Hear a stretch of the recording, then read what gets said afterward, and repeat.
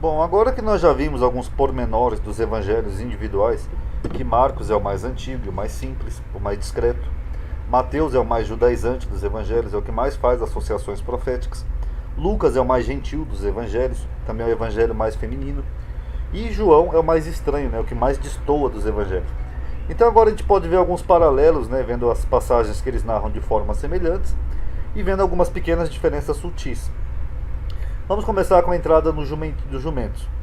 Os evangelhos eles não discordam muito dessa questão, pelo menos os sinóticos são idênticos.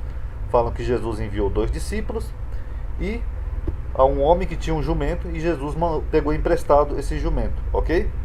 Só João que destoa um pouco e omite que Jesus mandou 2 discípulos. Segundo João, foi o próprio Jesus que entrou e achou o jumentinho sobre eles. Mateus duplica, fala que foi um jumento e uma jumentinha. Isso aqui eu já mostrei também. E tanto Mateus quanto João, eles fazem uma associação com o livro de Zacarias, né? Aquela profecia de que o rei montaria num jumento. Então, segundo João, Jesus só faz a sua entrada triunfal em Jerusalém bem depois de expulsar os mercadores do templo. Ou seja, essa entrada aqui de Jesus no jumentinho, segundo João, foi depois que ele expulsou os mercadores do templo. Mas nós vamos ver depois, tá? Segundo João, é o próprio Jesus que acha o jumentinho e não tem o envio dos discípulos. Mateus duplica os animais, e tanto Mateus quanto João associam uma profecia do Velho Testamento. Até então, não tem muita discordância os 4 relatos, ok? Continuando. A entrada triunfal de Jesus. Os 4 evangelhos falam que Jesus entrou, fez uma entrada triunfal em Jerusalém, e os 4 também são bastante unânimes nessa parte. Só João que distou o relato, o que é até bom, né, em parte, porque mostra que ele não usou uma fonte exterior. Os outros 3 parece que um se baseou no outro. Jesus entrou em Jerusalém, no templo de Deus, etc e tal, e foi saudado pela multidão. Eles não destoam muito. Só tem uma coisa aqui curiosa, que o evangelho mais antigo, que é o de Marcos, destoa do de Mateus e de Lucas. Marcos diz que Jesus foi no templo ao entrar em Jerusalém e não aconteceu nada. Ele foi para Betânia, e só no dia seguinte, ou bem depois, é que Jesus volta e expulsa os mercadores do templo. Segundo Mateus e Lucas, foi no mesmo dia que ele expulsou os mercadores do templo. Então, só para vocês entenderem aqui, ó. E Jesus entrou em Jerusalém, quando ele entra lá no burrinho, no templo. E tendo visto tudo ao redor, quer dizer que ele viu o templo, viu tudo que estava ao redor, viu os mercadores, ele não fez nada. Como já era tarde, ele saiu e foi para Betânia.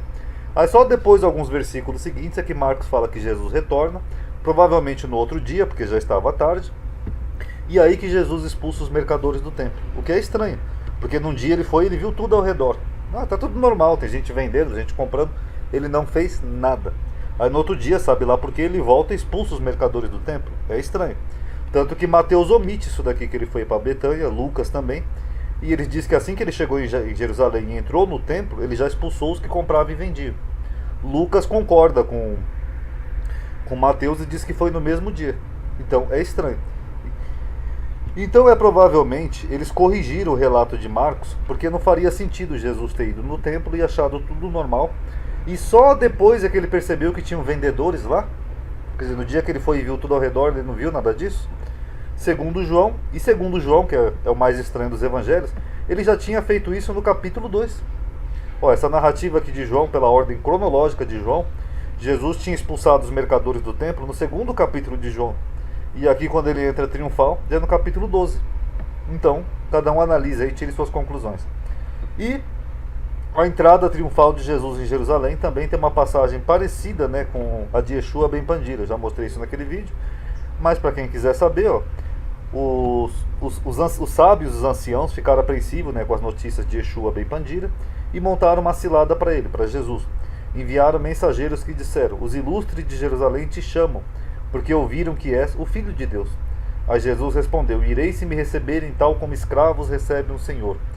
Estabelecido o acordo, Jesus dirigiu-se a Jerusalém montado num burro e foi recebido com grande pompa. Isso aqui é do Yeshua ben Pandira, tá, pessoal? Quase um século antes do Jesus da Bíblia. E a expulsão dos cambistas. No Evangelho segundo João, ele situa a expulsão dos mercadores do templo logo no começo do ministério de Jesus, o que é estranho, lá no capítulo 2 de João. Porque, segundo os sinóticos, esse foi o episódio que causou a prisão de Jesus, porque ele causou um tumulto e se incomodou os fariseus, aí que os fariseus conspiraram, né, para prender Jesus, segundo os sinóticos. Mas, segundo João, Jesus esteve ainda um bom tempo de ministério em Jerusalém, por isso, mesmo tendo sido preso na véspera da Páscoa. Lembra que eu falei que o Evangelho de João ele tem uma ordem cronológica estranha? Não coincide nada com nada? Então, segundo João, isso aconteceu logo no capítulo 2, e depois nós temos quase uns 20 capítulos aí de João, onde Jesus faz bastante coisas em Jerusalém, e só depois que ele é preso na véspera da Páscoa. Só que tem um problema nisso daí.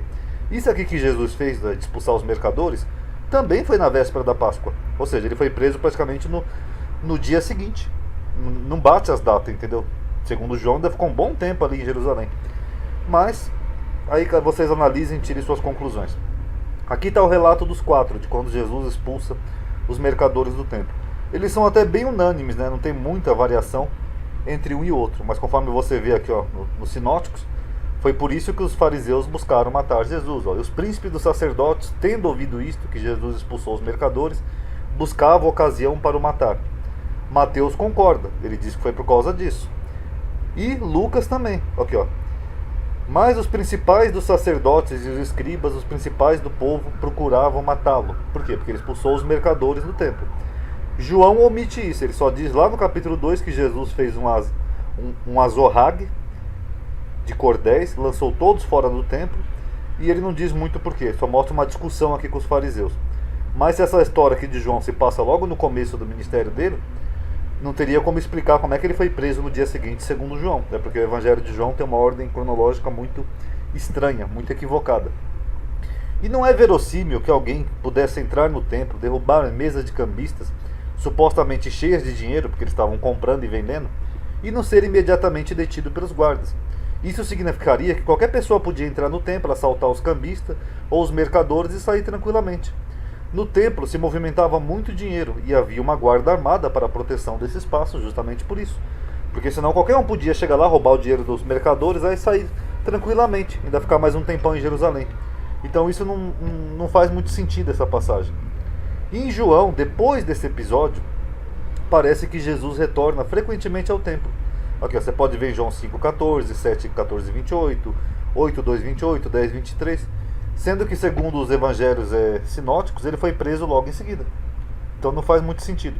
E um detalhe curioso nessa passagem da expulsão dos mercadores do templo, que também é estranho, é que no relato aqui de Yeshua ben Pandira, não tem expulsão dos templos. O motivo que levou à prisão de Yeshua ben Pandira foi justamente a prática de magia para enganar o povo.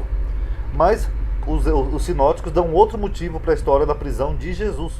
Diz que foi porque quando ele entrou no templo, em Jerusalém, lá montado no burrinho, entrada triunfal, ele causou um grande tumulto no templo. Pelo menos é isso que dá a entender. Os 4 evangelhos são unânimes ao dizerem que Jesus se irritou com a venda de objetos e animais no templo. Mas na época isso ocorria, era comum, porque era mais prático para um judeu que fosse no templo fazer algo prescrito na lei, comprar animais já perto do templo, principalmente para quem morava longe. Vocês podem ver aqui Maria, por exemplo. Segundo o próprio Lucas, ela ofereceu um par de rolas, né, ou 2 pombinhos lá no templo, porque era o que estava escrito na lei de Moisés. Então era muito mais prático, em vez de você sair lá da cidade dela, que era no caso, vamos supor que fosse Belém, onde ele estava, que é onde Jesus nasceu, segundo Lucas, e até Jerusalém com 2 pombinhos na mão, era mais fácil ela chegar lá e comprar os animais no templo, porque não precisaria ficar viajando com os animais para oferecer em sacrifício. Tanto que Lucas fala, ó, 2 rolas ou pombinhos, porque chegando lá ela podia escolher qual que ela quisesse comprar, seria mais prático.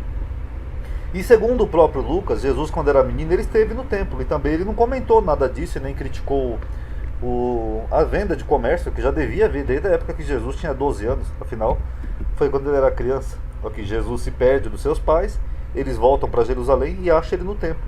Jesus está lá conversando com os doutores estão admirados com a inteligência dele. Ele não comenta em nenhum momento sobre a venda, não critica, não fala nada. E depois ele ainda fala, não sabeis que me convém tratar dos negócios do meu pai? Ou seja, ele já sabia o que acontecia ali no templo, né? E mesmo assim, ele tratando dos negócios do pai dele, ele não comenta nada sobre a venda de mercadores no templo. Então, é uma coisa muito intrigante. E só para finalizar o vídeo, uma crítica pessoal minha. E hoje muitas igrejas fazem pior que os mercadores e ninguém liga. Quer dizer que Jesus faz todo aquele auê, segundo os 4 evangelistas. Ele expulsa os mercadores do templo que vendiam e compravam, sendo que ele era uma coisa que era para cumprir a lei, né, para ajudar as pessoas que tinham que fazer sacrifícios para a lei de Deus.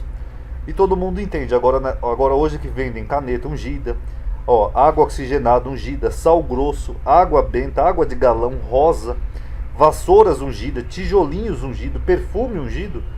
Aí ninguém liga, né? Tudo bem.